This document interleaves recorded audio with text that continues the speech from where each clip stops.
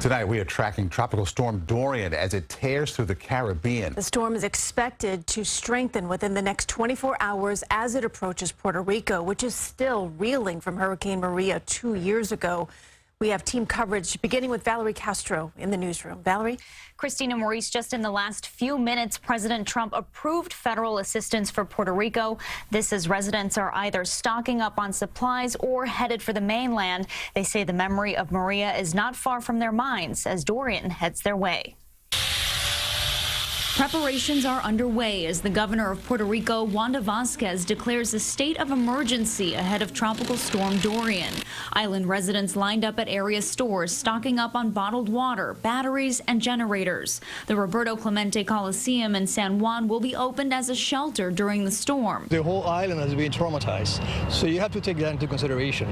The lasting effects of Hurricane Maria in 2017 are still felt and seen. Rebuilding continues in some of the hardest hit areas of the island as residents brace for Dorian. Flooding has already inundated streets on the island of Martinique. My family that lives in Corozal, which is like the Campo area, which is like the country, the roof came off of their house, unfortunately, but they're actually still doing repairs at this time. New Yorkers like Yamila Amari, who was just in Puerto Rico Monday night, says her relatives there are ready, but trying to stay calm. They're really nervous, but like I said, we're just hoping for the best. Raymond Castro says his elderly grandmother and uncle are both there. So they've been through it all, so they kind of know how to, do it. But you always but you always worry. Island officials say they are also prepared, better so than before Maria.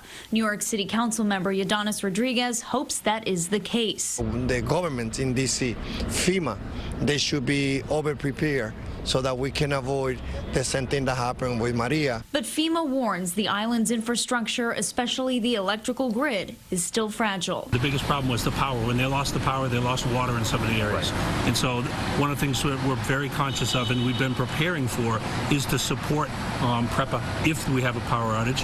Right now, we don't know. Many people are booking flights out of Puerto Rico and the Dominican Republic ahead of the storm. For those who had plans to travel into those areas, many airlines are offering to waive fees for changes or cancellations. Live in the newsroom, I'm Valerie Castro, CBS 2 News. Valerie, thank you.